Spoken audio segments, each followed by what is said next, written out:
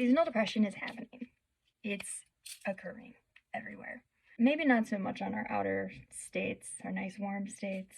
It's happening in the Midwest. It's happening in the central part of America. And I want to talk about some that's kind of important here. There's clinical depression, where you're diagnosed and it is an everyday occurrence, a chemical imbalance in your brain. There's seasonal depression.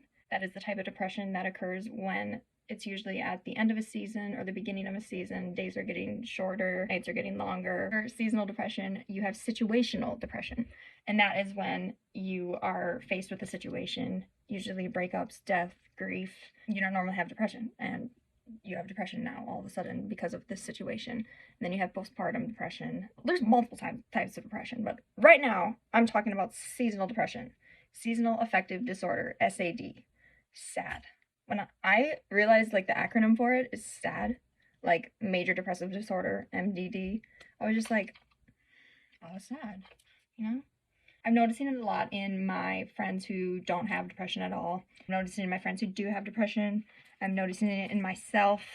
A lot of people during this year are prescribed antidepressants because a lot of people just don't feel like themselves, and then they go to their doctor and they're talking to the doctor, and then their doctor prescribes them antidepressants. I just want to say, if you feel like you have the willpower and you are strong enough to not, don't do it. Since it's seasonal, this season will end. You're going to become a little addicted to these medications, and then you're going to have to deal with the withdrawal and tapering off of these medications once this season is over. Or your doctor's going to be like, you can just stay on them all the time. Don't do that, because people on antidepressants, we are like this. It keeps us from getting too high and too low. So like our highest highs and our happiest moments aren't even as happy as they could be. I think about that a lot.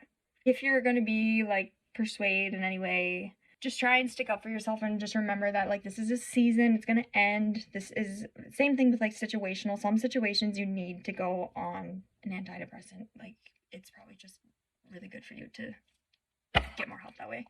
There's nothing wrong with that. There's nothing wrong with medication. I'm on medication, but there are side effects and there are repercussions with medication, is what I'm trying to say. I'm at a point where I understand that I need to be on medication, and that's just how we gonna be. Light therapy is really good for that. I'm gonna go dark here for a second. This is a happy lamp. You get them on Amazon or wherever you shop. I mean, I don't know. I've been doing light therapy for the past probably year and a half, and I have noticed a difference in my morning routine and if I don't do it. I also use it a lot when I get home from work, when you're kind of at that lull of being done with the day and you're just like, bleh.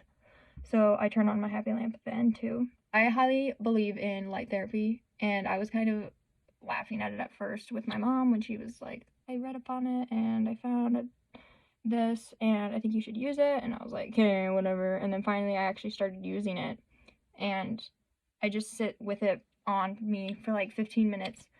I truly do feel better. Like it gives me like a sense of like if you're in like a tanning bed, or if you're on vacation on an island and you just kind of have like that sun beating in on you. Like sometimes at night I will have it on because I'm just feeling so dark and so low, and I'll go out of my room and I'll go like to the bathroom or something, to the kitchen, and then I'll come back and that whole room is just glowing. You should really look into that if you're going through any type of depression, seasonal and especially. Clinical, it should just be a part of your routine. You should have it. You should know about it. You should definitely have a happy lamp.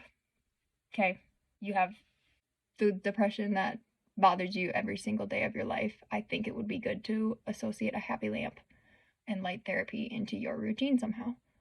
And for those with seasonal or situational, I think that you should use a happy lamp throughout that time and throughout that period. And I think that it will help you immensely. But that is just my opinion, and you can do with it what you will. One thing I did want to leave with you was a quote that I found on the internet, and I think is very valid and it's going to help a lot of people. The quote is, without shedding, there can be no blossoming. Without change, there can be no growth.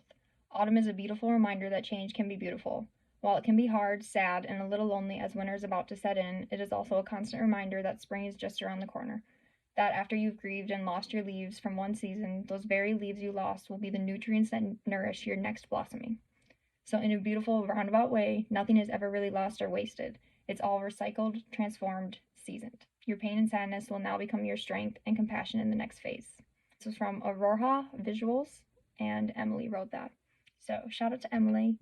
I love that quote, and I think a lot of people could benefit from that, just hearing that. I really like the part about how, in a beautiful roundabout way, it's recycled, transformed, and seasoned into the next, and getting ready for the next season, you know? Let's just prepare ourselves and like try and be a little more proactive with our mental health, and knowing, like, if you know that you get seasonal depression every year, year after year, go on Amazon and get yourself a happy lamp. Talk to somebody about maybe if meds are the right fit for you for this time of year. Again, I stressed earlier that you can become addicted to certain meds. Certain meds can mess you up. A lot of people can't metabolize certain meds. Just a medication journey it's a journey.